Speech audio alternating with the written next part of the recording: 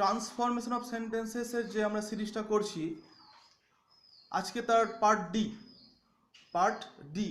Part এতে আমরা দেখেছিলাম সেন্টেন্স কাকে বলে, সেন্টেন্সের কয় রকম শ্রেণীবিভাগ, কোন কোন সেন্টেন্সের উপরে বা কী কী প্যাটার্নের উপর আমরা ট্রান্সফরমেশন করবো, আমরা ওটা পার্ট এতে দেখেছি। পার্ট এতে আমাদের দেখা হয়ে গেছে। পার্ট বিতে কী দেখেছিলাম? পার্ট বিতে দেখেছিলাম যে sentence on the basis of structure, সেটা আমরা শিখেছিলাম। সিম্পল, কমপ্লেক্স, কম্পাউন্ড, এই সেন্টেন্সগুলো চেনার উপায় বা বৈশিষ্ট্যগুলো শিখেছিলাম, ঠিক আছে।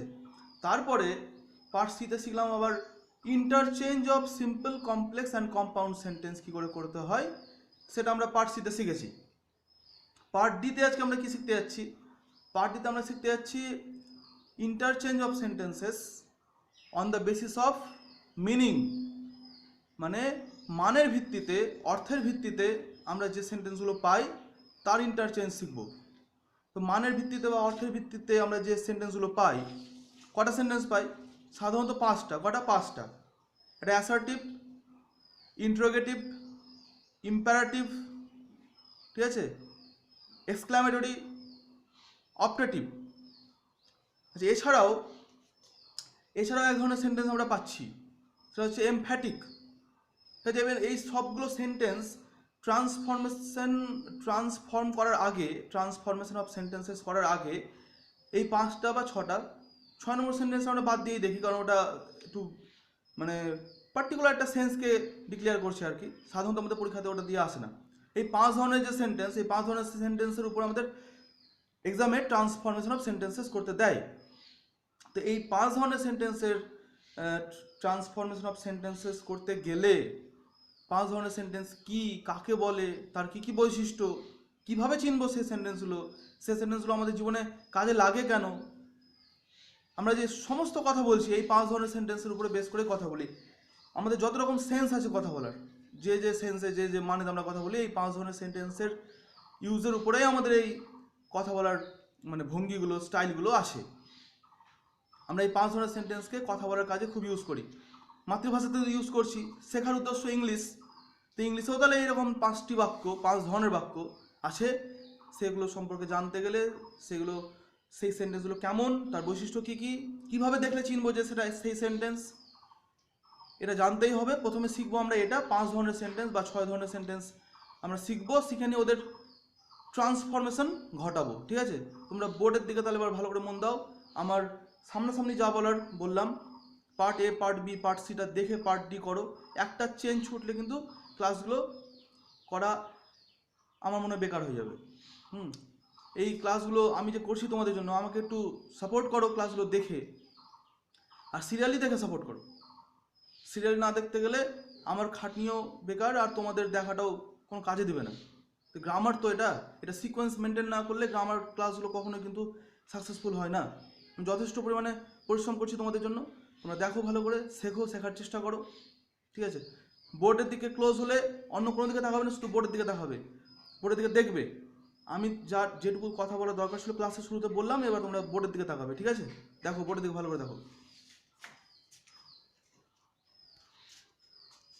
এই যে ট্রান্সফরমেশন অফ সেন্টেন্সেস আজকে আমাদের পার্ট ডি, ঠিক আছে। ক্লাস তো বলে দিয়েছি 9, 10, 11, 12-এর জন্য লাগবে। 6, 7, 8-এর ছেলেদের, স্টুডেন্টদের ক্ষেত্রেও এটা প্রযোজ্য, ওরাও শিখতে পারে, কোনো অসুবিধা নেই। দেখো, interchange of sentences on the basis of meaning, অর্থের উপরে নির্ভর করে ইন্টারচেঞ্জ অফ সেন্টেন্সেস আমরা করতে যাচ্ছি। তো আগে আমরা এই মিনিংয়ের উপরে, এই ওয়ার্ডটার দিকে তাকাবো না, মিনিং,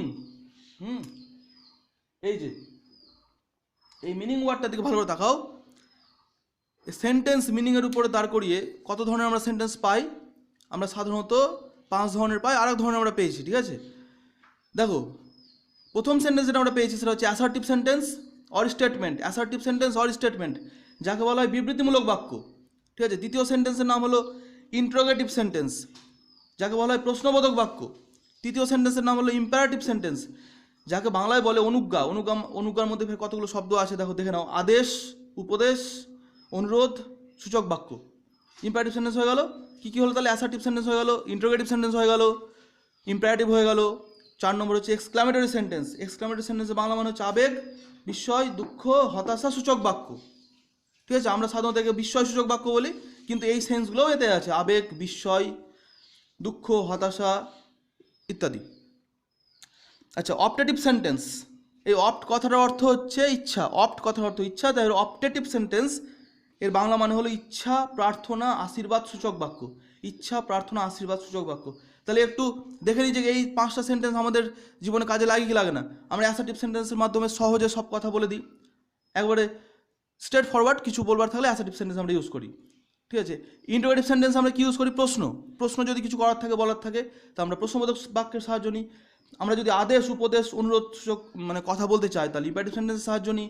আমরা আবেগ, বিস্ময়, দুঃখ, হতাশা সূচক কথা বলতে চাইলে এক্সক্লেমেটরি সেন্টেন্সের প্রয়োগ করি।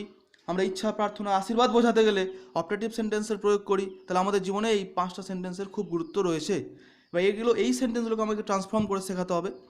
তার আগে আমরা এই সেন্টেন্সগুলো দেখবো, কেমন দেখতে হয়, কি হয়। এবার একটু এদিকে এসো, এখানে এসে দেখো 6 নম্বর একটা আমরা সেন্টেন্স পেয়েছি। ভালো করে দেখো 6 নম্বর সেন্টেন্সটা কি? Emphatic sentence. এমফ্যাটিক সেন্টেন্স, এই 6 নম্বর সেন্টেন্সটা বলা হয় এমফ্যাটিক সেন্টেন্স, মানে হচ্ছে গুরুত্ব বা জোর প্রকাশ সূচক বাক্য। আমরা যখন কোনো কিছু গুরুত্ব দিয়ে বলি বা জোর দিয়ে বলি, তখন সেই সেন্টেন্সটার নাম এমফ্যাটিক সেন্টেন্স হয়ে যায়। ঠিক আছে, তারপর এবার আমরা দেখি যে ওই যে 6টা সেন্টেন্স, আমরা 6টা সেন্টেন্সকে দেখবো, 6টা সেন্টেন্সের বৈশিষ্ট্য আলোচনা করব উদাহরণ সহ। 6টা সেন্টেন্সের বৈশিষ্ট্য আমরা উদাহরণ সহ আলোচনা করবো। ভালো করে দেখো, অনেক কিছু তোমরা শিখতে পারবে, খুব ইন্টারেস্টিং ক্লাস এটা। ঠিক আছে, এটাকে দেখতে গেলে রাইটিং ভালো হবে, তোমাদের সেন্টেন্স সম্পর্কে অনেক জানা হবে, কথা বলতে ভালো করে পারবে, আর নাম্বার তো পরীক্ষাতে পাবেই। প্রথম সেন্টেন্স নিলাম আমরা অ্যাসার্টিভ সেন্টেন্স, এর বাংলা মানে হলো বিবৃতিমূলক বাক্য। চেনার উপায়টা দেখে নাও, কি করে দেখলে চিনতে পারবে যে এটা অ্যাসার্টিভ সেন্টেন্স। একটা সেন্টেন্স অ্যাসার্টিভ না অন্য কিছু কি করে চিনবো আমরা? তার উপায়গুলো হলো, 1 নম্বর উপায় হলো, দেখো, বাক্যে বক্তব্য স্পষ্টভাবে প্রকাশ করবে। অ্যাসার্টিভ সেন্টেন্সে বক্তা যা বলতে চাইছে স্ট্রেট ফরওয়ার্ড বলে দেবে, কোনো ওখানে কোনো ওখানে কোশ্চেন থাকবে না, রিকোয়েস্ট থাকবে না, বা অর্ডার থাকবে না। যা প্রকাশ করবার আছে ওর, হ্যাঁ, বাক্যে বক্তব্য স্পষ্টভাবে প্রকাশ করে দেবে। ঠিক আছে, নেক্সট 2 নম্বর দেখো বৈশিষ্ট্য কি বাঁচানোর উপায়। এই বাক্যে কোনো কোশ্চেন, রিকোয়েস্ট বা অর্ডার বা এই জাতীয় কোনো কিছু সেন্স থাকবে না, পরিষ্কার সোজা সাপটা কথা বলবে। পরিষ্কার সোজা সাপটা কথা বললেই ওই সেন্টেন্সটা হয়ে গেল অ্যাসার্টিভ সেন্টেন্স বা স্টেটমেন্ট বা বিবৃতিমূলক বাক্য। নেক্সট 3 নম্বর যে বৈশিষ্ট্যটা, এই সেন্টেন্সটা, অ্যাসার্টিভ সেন্টেন্সটা 2 রকম সেন্স প্রকাশ করতেই পারে। আমি আগে বলেছি, সব সেন্টেন্সই পজিটিভ বা অ্যাফার্মেটিভ, মানে হ্যাবাচক সেন্স প্রকাশ করে, নেগেটিভ বা নাবাচক সেন্স প্রকাশ করে। তো পজিটিভ অ্যান্ড নেগেটিভ 2 সেন্স প্রকাশ করতে পারে। ঠিক আছে, তাহলে আমরা হ্যাবাচক বাক্য ইউজ করতে পারি, এক্ষেত্রে আমরা নাবাচক সেন্সেও ইউজ করতে পারি অ্যাসার্টিভ সেন্টেন্সকে। এই সেন্টেন্সের চিহ্ন দেখো, এই সেন্টেন্সটা যখন লেখা হয় রিটেন ফর্মে, তো এর চিহ্ন দেওয়া হয় এরকম, এই বক্সের মধ্যে দেখো আমি ফুল স্টপ চিহ্ন দিয়েছি। এই সেন্টেন্স লিখে আমরা ফুল স্টপ চিহ্ন দিই। ঠিক আছে, এটাও একটা বড়সড় চেনার উপায়, যে এই সেন্টেন্স লেখার পিছনে আমরা ফুল স্টপ সেন্টেন্স দিই। এবার কতগুলো উদাহরণ দিয়ে দেখিয়েছি, ভালো করে দেখে নাও, তাহলে পুরোপুরি ক্লিয়ার হয়ে যাবে। ভালো করে দেখো, example, the man is tall, মানুষটি হয় লম্বা। তো মানুষটি কেমন হয়? মানুষটি লম্বা। এখানে কোনো প্রশ্ন নাই, কোনো আদেশ নাই, কোনো ইচ্ছা নাই, কোনো বিস্ময় নাই, তাহলে এটা হয়ে গেল স্টেটমেন্ট, এটা হয়ে গেল অ্যাসার্টিভ সেন্টেন্স। কত ইজি। নেক্সট 2 নম্বর দেখো, দ্য ম্যান ইজ নট টল, মানুষটি লম্বা নয়। আমি এটারই দেখো নেগেটিভ করেছি, দেখছো, এখানেও কিন্তু ট্রান্সফরমেশন অফ সেন্টেন্স হয়ে গেল। পরীক্ষাতে এরকমও থাকে, পজিটিভ দিয়ে দেবে, নেগেটিভ করতে দিবে। যদিও এটা অর্থটাকে পাল্টে দেওয়া হয়েছে, পরীক্ষার সময় সাধারণত অর্থকে একই রেখে নেগেটিভ করতে হয়, তাও আমি বলছি সহজ ক্ষেত্রে দেখো ট্রান্সফর্ম তো হচ্ছে, ছিল এক, হয়ে গেল অন্য কিছু। দ্য ম্যান ইজ টল, মানুষটি হয় লম্বা। দ্য ম্যান ইজ নট টল, মানুষটি লম্বা নয়। তাহলে দুটোই কিন্তু অ্যাসার্টিভ সেন্টেন্স, একটা হলো পজিটিভ সেন্টেন্স, একটা অ্যাসার্টিভ নেগেটিভ সেন্টেন্স। বা প্রথমটা বলা হয় পজিটিভ অ্যাসার্টিভ, দ্বিতীয়টাকে বলে negative assertive.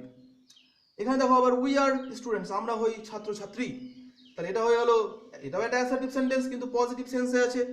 We are not students, এটাও একটা অ্যাসার্টিভ সেন্টেন্স কিন্তু নেগেটিভ সেন্সে আছে, মানে নাবাচক সেন্সে আছে। আচ্ছা, এখানে দেখো নেগেটিভ করবার জন্য আমরা ইজ পেয়েছি, এখানে আর পেয়েছি, এই দুটোই be verb.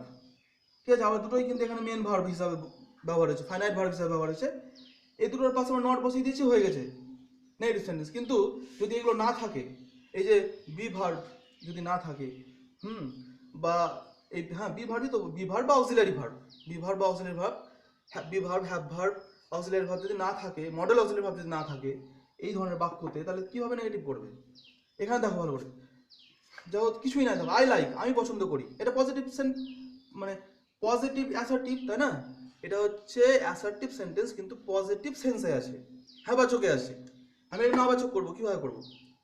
I do not like, আমি পছন্দ করি না। তাহলে যখন কিছু থাকবে না, দেখো এখানে কোনো বি ভার্ব, হ্যাভ ভার্ব বা কোনো অক্সিলারি ভার্ব নেই, তখন আমরা নিব ডু। কি ভার্ব নেব? ডু ভার্ব নেব, ডুকে হেল্পিং ভার্ব হিসাবে নেব। তো হয়ে গেল কি? I do not like. ঠিক একইভাবে যদি পাস্ট টেন্সে থাকে বাক্যটা আই লাইকড, তাহলে কি হবে এবার? আই লাইকড, এটা পজিটিভ সেন্সে আছে। আই ডিড নট লাইক, এই ডু এর, এই যে ডুটা নিলাম, এই ডু এর পাস্ট টেন্স হলো ডিড বসলাম। আর একবার যদি পাস্ট টেন্স হয়ে যায় অক্সিলারি ভার্বটা, তো মেন ভার্বটা কিন্তু আর পাস্ট টেন্সে থাকে না, এটা প্রেজেন্ট ফর্মে চলে যায় আবার ঘুরে। তাহলে আই ডিড নট লাইক হয়ে গেল। তাহলে এইভাবে আমরা পজিটিভ সেন্স পেলাম, নেগেটিভ সেন্সও পেলাম।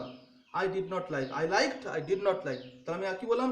যদি কোনো অক্সিলারি ভার্ব থাকে, বি ভার্ব থাকে, হ্যাভ ভার্ব থাকে, তো ওর পরে নট বসালে হয়ে যাবে। যদি না থাকে তো ডু নিব, প্রেজেন্ট টেন্সে ডু রাখবো, ঠিক আছে? আর পাস্ট টেন্সে ডিড করে দেবো। যদি এখানে থাকে হি লাইকস, কোন তো লাইকস এস যোগ আছে, দেখো হি আছে, থার্ড পারসন সিঙ্গুলার নাম্বার আছে, তাহলে কি হবে? হি ডাজ নট লাইক হয়ে যাবে। তাহলে কি হলো? ডু নিলাম, ডাজ নিলাম, ডিড নিলাম। I like, I do not like, he likes, he does not like, এরকম ভাবে হবে। তাহলে এই পুরোটাই আমরা কি পেলাম? দেখতে পেলাম এই সম্পূর্ণটাই আমরা পেলাম, মানে কি? ঘুরে নিয়ে চলো এই অ্যাসার্টিভ। এই যতগুলো আমাদের এক্সাম্পল আছে এগুলো হলো সব অ্যাসার্টিভ সেন্টেন্স, ঠিক আছে? আমরা এই অ্যাসার্টিভ সেন্টেন্স শিখে এখানে শেষ করলাম।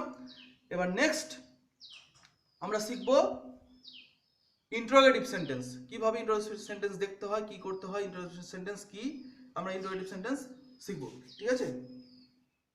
অ্যাসার্টিভ সেন্টেন্স আমরা শেষ করলাম, ঠিক আছে? অ্যাসার্টিভ সেন্টেন্স কীরকম, কী ধরনের দেখতে হয়, কি নিয়মে অ্যাসার্টিভ সেন্টেন্স আমরা চিনতে পারি, অ্যাসার্টিভ সেন্টেন্স গঠনের জন্য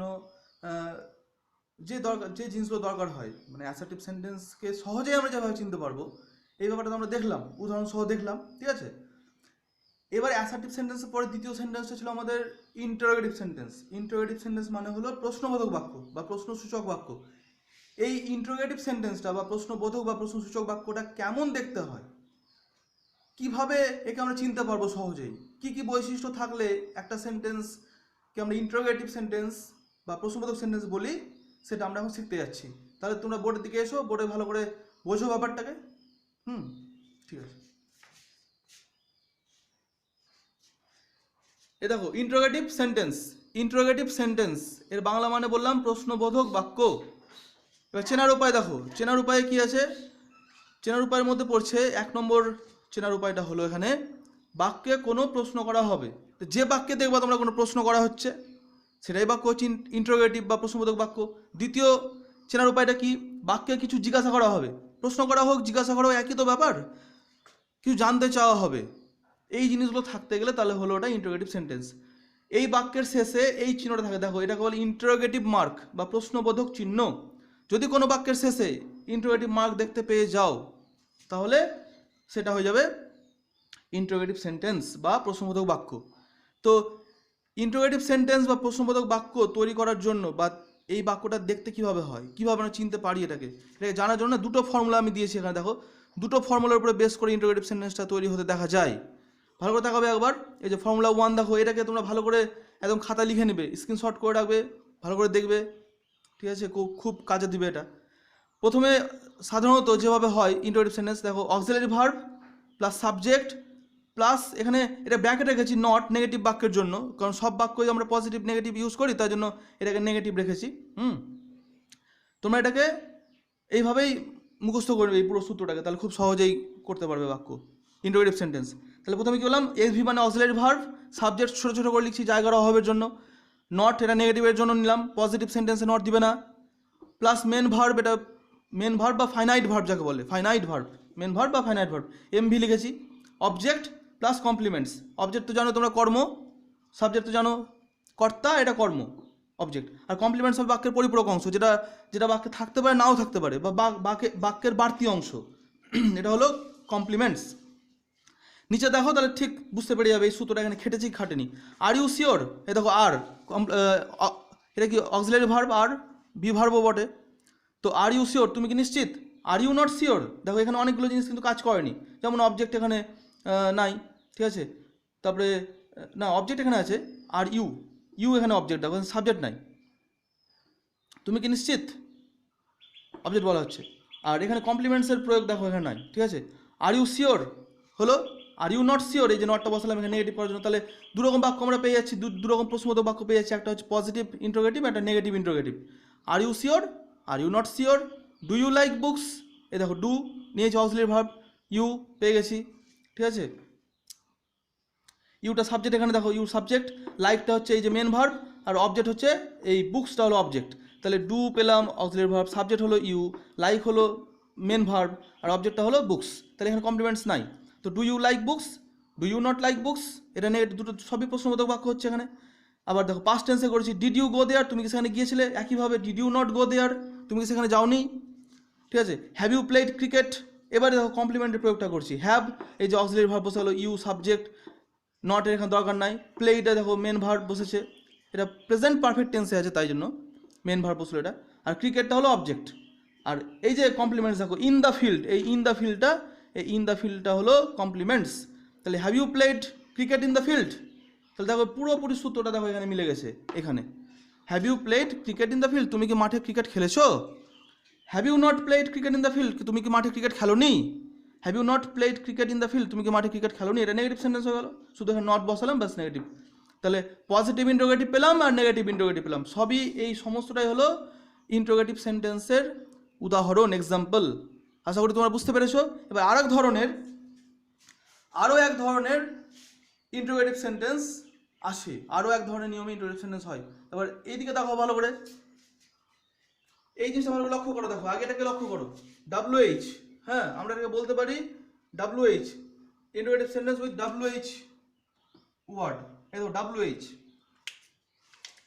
মানে হু মানে কে, হুম মানে কাকে, হুজ মানে কার, হোয়েন মানে হচ্ছে কখন, হোয়ার মানে কোথায়, হোয়াট মানে কি, হুইচ মানে কোনটি, হোয়াই মানে কেন, আর হাউ মানে কিভাবে। এই যে এতগুলো যে আমরা WH ওয়ার্ড পেয়েছি, দেখো এই WH ওয়ার্ডের প্রয়োগ করে আমরা ইন্ট্রোগেটিভ সেন্টেন্স বা প্রশ্নবোধক বাক্য তৈরি করতে পারি বা করেই থাকি। এর সূত্রটা দেখে নাও কিভাবে এর সূত্রটা কাজ করছে, দেখো এখানে WH word plus auxiliary verb AV plus subject plus main verb MV বা ফাইনাইট ভার্ব, ঠিক আছে, প্লাস অবজেক্ট প্লাস কমপ্লিমেন্টস, আর দিয়ে এখানে এই সূত্রগুলোর শেষে একটা জিনিস আমি বলতে ভুলে গেছিলাম এর আগেরটাতেও, দিয়ে এখানে কিনা একটা প্রশ্নবোধক মার্ক দিয়ে দেবে এখানে কমপ্লিমেন্টসের পরে, এটা কিন্তু খুব ইম্পর্টেন্ট, এই মার্কটা কিন্তু এই ফর্মুলাতে থাকবে, ঠিক আছে, কমপ্লিমেন্টস প্লাস কোশ্চেন মার্ক। তো এখানে ভালো করে দেখো আমি কতগুলো উদাহরণ দিয়েছি, এই যে WH ওয়ার্ডগুলো নিয়েছি তার উদাহরণের বেসিসে আমি কতগুলো ইন্টারোগেটিভ সেন্টেন্স তৈরি করি, এগুলো WH কোশ্চেনও বলে, একদিক থেকে ইন্টারোগেটিভ সেন্টেন্সও এইগুলো, ঠিক আছে। হু আর ইউ, তুমি কে, হু ইজ হি, এখানে ব্যতিক্রম এই জন্য বললাম আমি যে দেখো এখানে সবটি কিন্তু নিয়ম, সবটি নিয়ম উপরে যেটা ফর্মুলার সবটি নিয়ম দিয়েছি আমি, সবটি যা যা বৈশিষ্ট্য যা যা লাগবে এখানে কিন্তু মেনটেন করেনি বা করে না সাধারণত। হু আর ইউ, এই যে WH ওয়াজ বসেছে, দেখো অক্সিলারি বসেছে, সাবজেক্ট বসে গেল, ঠিক আছে, ব্যাস। আর এদিকে না এগুলো এই জিনিসগুলো আমাদের বসে না, মেন ভার্ব বসে না, তোমার কমপ্লিমেন্টসের আর প্রয়োজন সেরকম পড়ে না হু দিয়ে বাক্যে, তো হু এর ক্ষেত্রে একটু ব্যতিক্রম দেখা যায়, ঠিক আছে। এবার হু are you, who is he হয়ে গেল। এবার 3 নম্বরটা দেখো হোয়াট ডু ইউ লাইক, এই যে হোয়াট WH বসে গেছে, ডু দেখো অক্সিলারি ভার্ব বসে গেল, সাবজেক্ট ইউ আর মেন ভার্ব বসে গেছে লাইক, তাহলে দেখছো তো এই নিয়মটা এখানে কিভাবে মিলছে, হোয়াটের ক্ষেত্রে মিললো, হোয়াটটা হলো WH ওয়ার্ড, অক্সিলারি ভার্ব হলো ডু, সাবজেক্ট হয়ে গেল এখানে ইউ আর মেন ভার্ব হয়ে গেল এখানে লাইক, আর এই দুটো নাই, এই দুটো এখানে প্রয়োগ হয়নি। আমি বলেছিলাম প্রয়োগ হতেও পারে নাও হতে পারে, কিন্তু সব থেকে যতটি WH ওয়ার্ড আছে, WH কোশ্চেন প্যাটার্ন আছে, এত দূর পর্যন্ত নিয়মটা এক্সটেন্ড করে, তাই জন্য আমি এখানে নিয়মটা বাড়িয়ে রেখেছি, নিচে আস্তে আস্তে পাবে, দেখবে সব পাবে। When will I meet you, দেখো হোয়েনটা WH ওয়ার্ড, এই হোয়েন আর WH ওয়ার্ড মিলে গেল, will auxiliary verb, subject I, মিটটা হচ্ছে মেন ভার্ব, মিলছে, আর ইউ অবজেক্টটা হলো এই যে you, when will I meet you, কখন আমি তোমার সঙ্গে দেখা করব। নেক্সট এই যে হোয়ার, এই WH word where, auxiliary verb will, subject দেখো আই, মেন ভার্ব দেখো মিট, অবজেক্ট দেখো ইউ। তো where will I meet you, কোথায় তোমার সঙ্গে আমি দেখা করব, এটা একটা প্রশ্নবোধক বাক্য, ইন্টারোগেটিভ সেন্টেন্স। নেক্সট যেটা দেখো, পুরো পুরো ফর্মুলা একেবারে অ্যাপ্লাই করবো এখানে, সম্পূর্ণ ফর্মুলাটাকে কমপ্লিমেন্ট সহ অ্যাপ্লাই করছি। হোয়েন, ডব্লিউএইচ ওয়ার্ড নিলাম হোয়েন, উইল দেখো অক্সিলারি ভার্ব উইল বসে গেল, সাবজেক্ট আই, এই যে মেন ভার্ব বা ফাইনাইট ভার্ব হচ্ছে মিট, আর অবজেক্ট ইউ, কমপ্লিমেন্টস মানে বাক্যের পরিপূরক অংশটা হচ্ছে বা সম্পূরক অংশ, পরিপূরক বা সম্পূরক বলে এটাকে। At your house, when will I meet at your house, কখন আমি তোমার বাড়িতে দেখা করব, কখন আমি তোমার বাড়িতে দেখা করব। তাহলে দেখো এই পুরোপুরি সূত্রটা এখানে কাজ করে গেল। আর আমরা পেয়ে গেলাম এইভাবে দুই রকম পদ্ধতিতে ইন্টারোগেটিভ সেন্টেন্স। তাহলে একটু আগে আমরা অ্যাসার্টিভ সেন্টেন্স কিরকম হয় দেখতে শিখলাম, চিনতে শিখলাম। ইন্টারোগেটিভ সেন্টেন্স কিরকম ভাবে হয় দেখতে শিখলাম, চিনতে শিখলাম, তৈরি করার গঠনও শিখে নিলাম। এই ফাঁকে আমরা ইন্টারোগেটিভ সেন্টেন্স গঠনের নিয়মও শিখে গেলাম, ঠিক আছে। এরপরে আমরা যেটা সেন্টেন্স শিখবো সেটা হচ্ছে ইম্পারেটিভ সেন্টেন্স। ইম্পারেটিভ সেন্টেন্স শিখবো। ইম্পারেটিভ সেন্টেন্সের বাংলা মানেটা হলো অনুজ্ঞাসূচক বাক্য। এখানে আমরা কি কি সেন্স পাই? রিকোয়েস্ট পাই, অর্ডার পাই, অ্যাডভাইস পাই, আদেশ। আমি যদি অন্যরকমভাবে রিকোয়েস্ট মানে কি, রিকোয়েস্ট মানে হচ্ছে অনুরোধ, অ্যাডভাইস মানে হলো উপদেশ, আর অর্ডার মানে আদেশ। এই তিন ধরনের সেন্স আমরা ইম্পারেটিভ সেন্টেন্সে পাই। ইম্পারেটিভ সেন্টেন্স দেখতে কেমন হয়, তার গঠন কীরকম, ইম্পারেটিভ সেন্টেন্স কী কী শর্ত থাকলে সেটা ইম্পারেটিভ সেন্টেন্স দেখলেই আমরা কী করে বুঝতে পারবো। একটা প্রশ্নে যদি ইম্পারেটিভ সেন্টেন্স দেওয়া থাকে কী করে চিনতে পারবো না ইম্পারেটিভ সেন্টেন্স, কী কী তার নিয়ম আছে, এই নিয়মগুলো আমরা ভালো করে এখন দেখব। আমরা এখন শিখবো ইম্পারেটিভ সেন্টেন্স। তো তোমরা বোর্ডের দিকে তাকাও ভালো করে। হ্যাঁ, এই যে দেখো ইম্পারেটিভ সেন্টেন্স, এর বাংলা মানে হচ্ছে অনুজ্ঞাসূচক বাক্য। অনুজ্ঞাসূচক বাক্য, ঠিক আছে, আদেশ, উপদেশ, অনুরোধমূলক বাক্য, ঠিক আছে। এখানে বেশি লিখিনি। আর দেখো চেনার উপায় দেখে নাও ভালো করে। বাক্যের রিকোয়েস্ট, অর্ডার, অ্যাডভাইস এর সেন্স প্রকাশ পায়। যে বাক্যে রিকোয়েস্ট করা হবে, যে বাক্যে অর্ডার করা হবে, যে বাক্যে অ্যাডভাইস দেওয়া হবে, সেই ধরনের বাক্যগুলোকে বলা হবে ইম্পারেটিভ সেন্টেন্স। বাক্যগুলি সাধারণত ভার্ব বা অক্সিলারি ভার্ব দ্বারা শুরু হয়।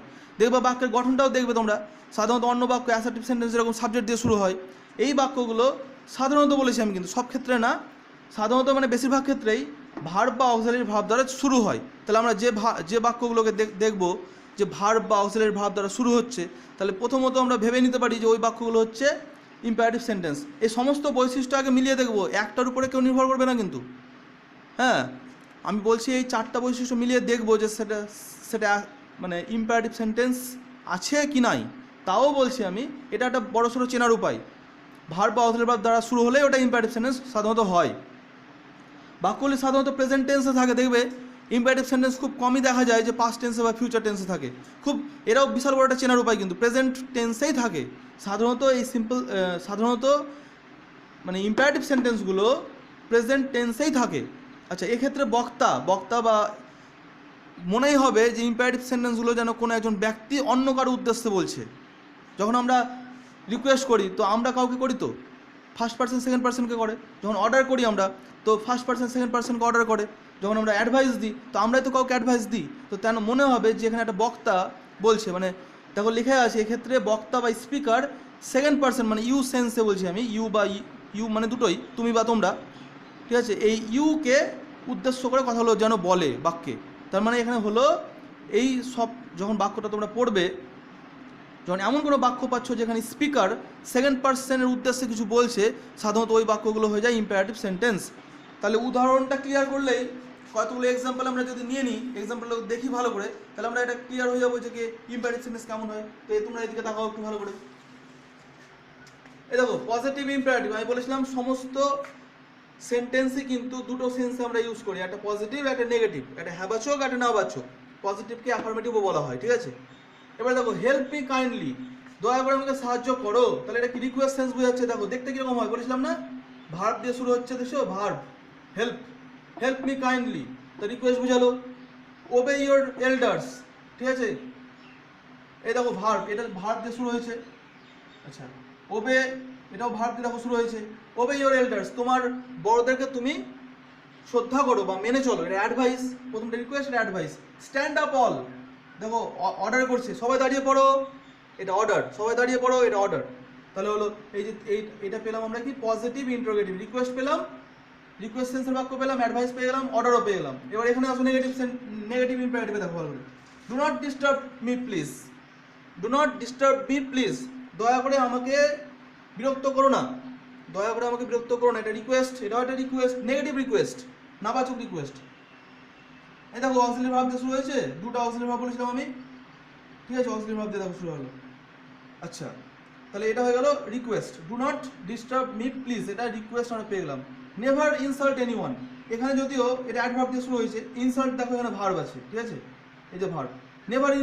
নেভার ইনসাল্ট এনিওয়ান, কাউকে কখনোই অপমান করো না, কাউকে কখনোই অপমান করো না, এটা হলো অ্যাডভাইস, এটা হচ্ছে অ্যাডভাইস মানে উপদেশ সূচক বাক্য। আচ্ছা, ডু নট আবার দেখো অক্সিলারি ভার্ব দিয়ে শুরু হয়েছে বাক্যটা এখানে, ঠিক আছে, আর এটা দেখো main verb. Do not talk too much, এই বেশি কথা বলো না, মানে বেশি কথা বলো না বা বেশি কথা বলিস না, এই যে এই বাক্যটা হচ্ছে অর্ডার। তাহলে আমরা পেলাম এই সমস্ত এই ধরনের বাক্যগুলো, এই যে বাক্যগুলো আমরা পেলাম, এরকম অনেক অনেক হাজারো হাজারো বাক্য আছে, এইগুলোকে বলা হয় ইম্পারেটিভ সেন্টেন্স, এইগুলোকে বলা হয় কি ইম্পারেটিভ সেন্টেন্স। তাহলে আমরা দেখলাম ইম্পারেটিভ সেন্টেন্সের নিয়মগুলো কীভাবে আমরা ইম্পারেটিভ সেন্টেন্স চিনতে পারি বা গঠন করতে পারি, আর উদাহরণ দিয়ে বা এক্সাম্পল দিয়ে আমরা সেটাকে দেখেও নিলাম ভালো করে যে কোন কোন ধরনের বাক্যগুলো সাধারণত ইম্পারেটিভ সেন্টেন্স হয়। তার জন্য বলছি ভালো করে আগে সেন্টেন্সগুলো চিনে যাও একবার, তারপর আমরা এর ট্রান্সফরমেশন ঘটাবো, কি করে একটা বাক্য থেকে অন্য বাক্যে যাওয়া যায়, অ্যাসার্টিভ থেকে ইন্টারোগেটিভ, ইন্টারোগেটিভ অ্যাসার্টিভ, বা এই যে ব্যাপারগুলো আরও আসছে, কয়েকটা বাক্য আরও যে আসবে। তাহলে ভালো করে আগে এই যে চিনে যাচ্ছ, তোমরা শিখে যাচ্ছ, এরপরে আমরা এর ট্রান্সফরমেশনও শেখাবো। আগে বাক্যগুলোকে চিনে যায় ভালো করে, তিনটা বাক্য অলরেডি আমাদের চেনা হয়ে গেল, অ্যাসার্টিভ চিনে নিলাম, ইন্টারোগেটিভ চিনে নিলাম, ইম্পারেটিভ চিনে নিলাম। এবার আমরা চিনবো এক্সক্লেমেটরি, অপটেটিভ, এইসব চিনবো, ঠিক আছে। এবার আমরা 4 নম্বর যে সেন্টেন্সটা মানে এক্সক্লামেটরি সেন্টেন্স, সেই জিনিসটা দেখতে যাচ্ছি। এক্সক্লামেটরি সেন্টেন্স, ঠিক আছে, এক্সক্লামেটরি মানে বলেছিলাম কি বিস্ময়সূচক, আবেগসূচক, ঠিক আছে, এক্সক্লামেশন ওখানে আছে, তো ওই এক্সক্লামেশনটার অর্থ হচ্ছে আবেগ বা বিস্ময়, ঠিক আছে। ওখানে রাগ হতে পারে, ঘৃণা হতে পারে, আনন্দ হতে পারে, উচ্ছ্বাস হতে পারে, দুঃখ হতে পারে, বিরক্ত হতে পারে। এই যে আমাদের যে এক্সক্লামেশন যেগুলো, তার মানে হচ্ছে আবেগ তাড়িত যে অনুভূতিগুলো, যে বাক্যে আমরা আবেগ তাড়িত অনুভূতিগুলো দিই, সেই সেন্টেন্সগুলোর নাম হয়ে যায় তখন কি এক্সক্লামেটরি সেন্টেন্সেস বা আবেগ সূচক বাক্য। তাহলে বোর্ডে দেখো ভালো করে যে আমি কীভাবে তোমাদেরকে শেখাচ্ছি এটা, ঠিক আছে, নিয়মগুলো দেখো ভালো করে।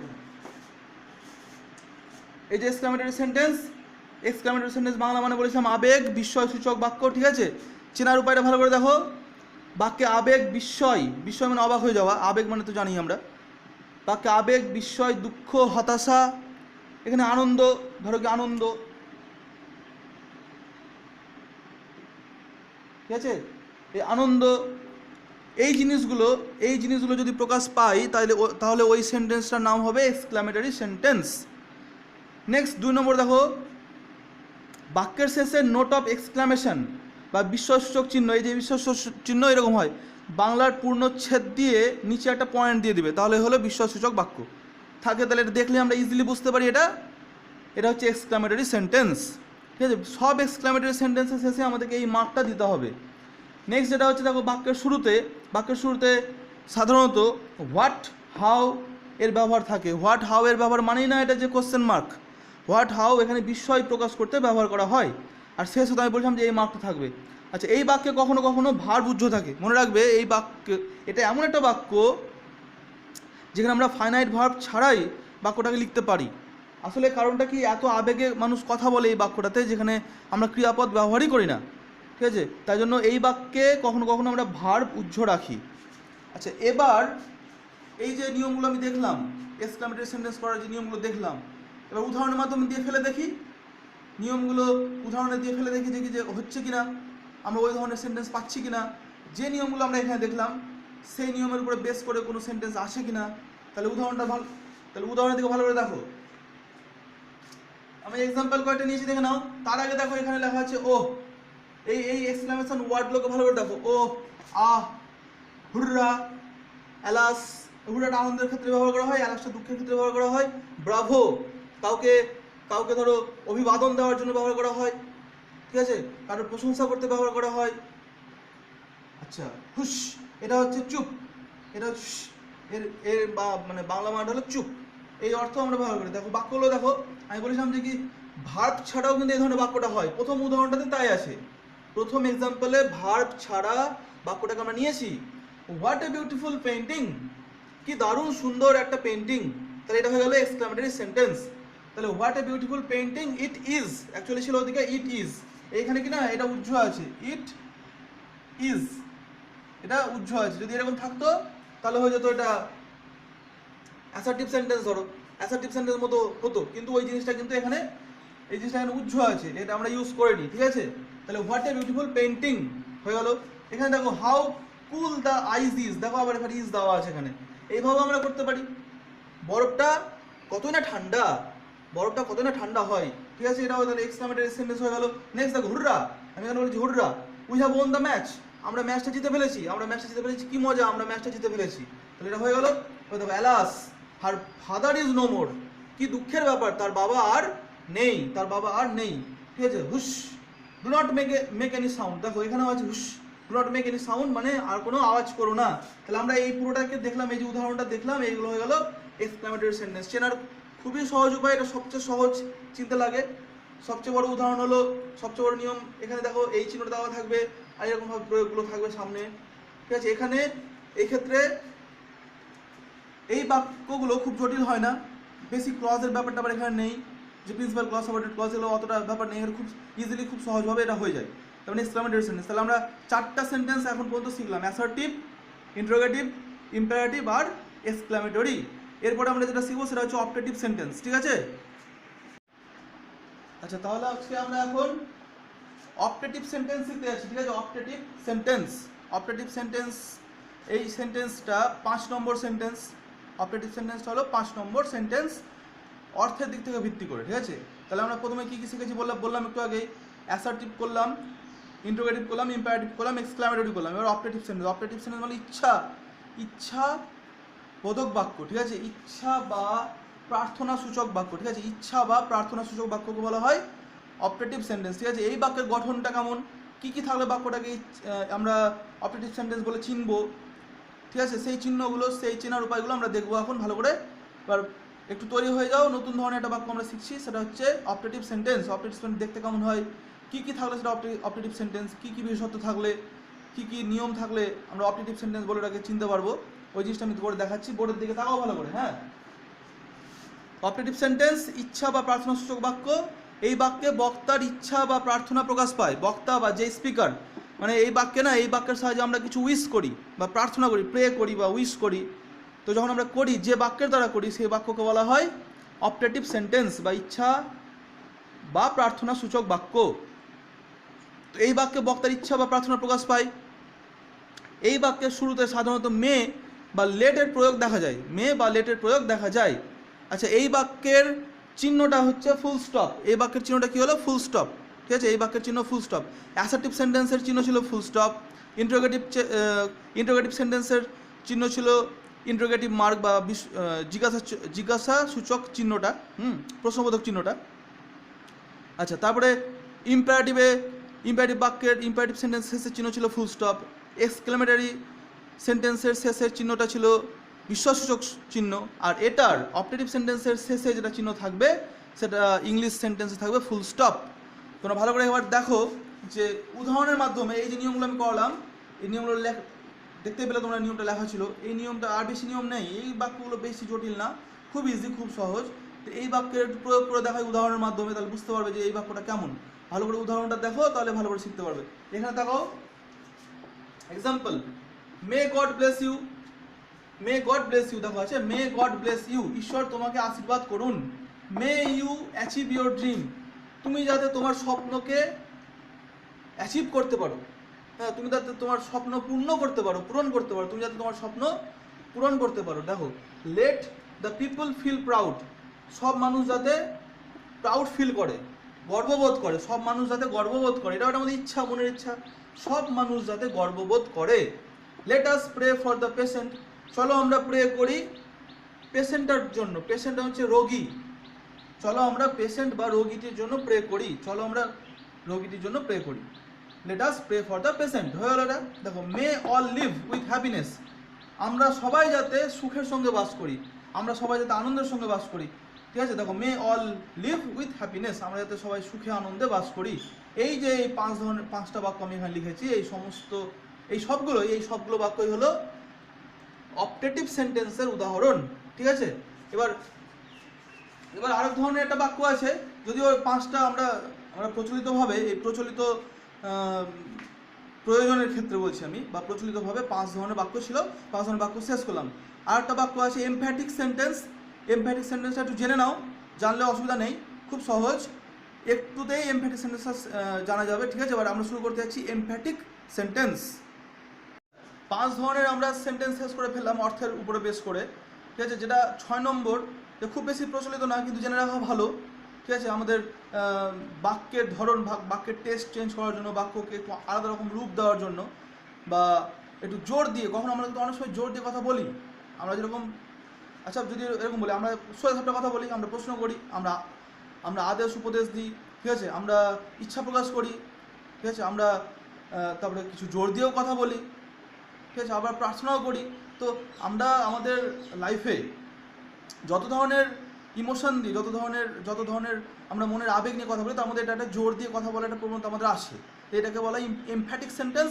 এমফ্যাটিক সেন্টেন্সটা কীভাবে হয়, কীরকমভাবে হয়, দেখতে কেমন হয়, গঠনটা কী, তার কী থাকলে কী নিয়ম, মানে কী বৈশিষ্ট্য দেখলে আমরা চিনতে পারবো যে এমফ্যাটিক সেন্টেন্স এটা, ঠিক আছে। তার জন্য তোমরা বোর্ডটা দেখো ভালো করে, আর এমফ্যাটিক সেন্টেন্স শেষ করেই আমাদের আজকে ক্লাসটা আমরা শেষ করে দেবো, ঠিক আছে। নেক্সট ক্লাসের জন্য নেক্সট ইন্টারচেঞ্জ অফ সেন্টেন্সেস, ঠিক আছে। ইন্টারচেঞ্জ অফ সেন্টেন্সেসটাকে পরের যেগুলো ধাপগুলো আছে, স্টেপগুলো আছে, পরের যেসব গ্রামারের উপরে বেস করে আমাদের ক্লাসটা আরও এগোবে। আজকে তো ডি পার্ট শেষ হলো, ডি এর পরে ই আসবে, তোমরা ওটা দেখতে থাকবে। তার আগে এটা ফিনিশ করে দিই, ঠিক আছে। এসো, এমফ্যাটিক সেন্টেন্স দেখো। এমফ্যাটিক সেন্টেন্সের বাংলা বাক্যটা হচ্ছে গুরুত্ব বা জোর প্রকাশক বাক্য। গুরুত্ব দিবে বা জোর প্রকাশ করবে, ঠিক আছে। বাক্যে জোর বা গুরুত্ব প্রয়োগ করা হয়, এই বাক্যটাতে জোর বা গুরুত্ব খুব প্রয়োগ করা হয়, ঠিক আছে। বাক্য এই ভার্ব দিয়ে এই বাক্য শুরু করা হয় বা শুরু হয়। সাধারণত এই বাক্যের প্রথম ওয়ার্ডটাই ভার্ব থাকে, ভার্ব ফর্ম থাকে। তাহলে বাক্যে জোর প্রকাশ করা হবে, বাক্যটা শুরু হয় ভার্ব ফর্ম দিয়ে, আর বাক্যের শেষে দেখো ফুল স্টপ চিহ্নটা থাকবে, বাক্যের শেষে থাকে ফুল স্টপ চিহ্ন, ঠিক আছে। এক্সাম্পলের ক্ষেত্রে দেখো, গো আই মাস্ট, যাবো আমি অবশ্যই।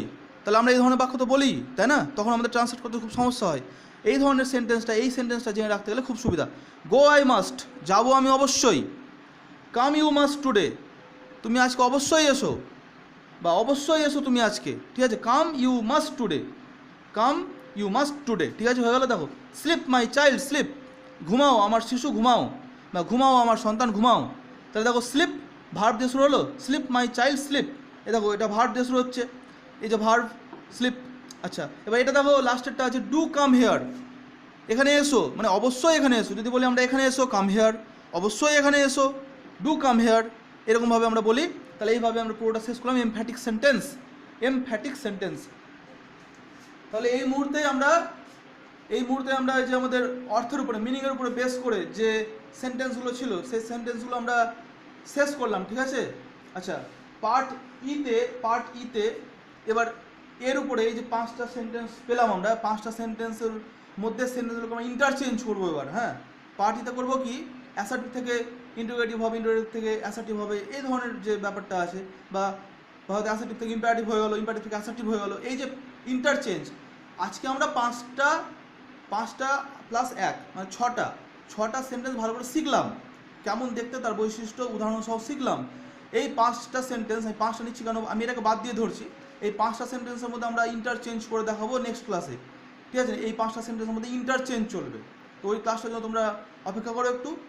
হ্যাঁ, পার্ট ইতে আমরা ওই ক্লাসটা নিয়ে আসছি, ঠিক আছে। আজকে এখানে শেষ করলাম। রেগুলারলি ফলো করো ক্লাসগুলোকে, স্টেপ বাই স্টেপ, মিস করবে না।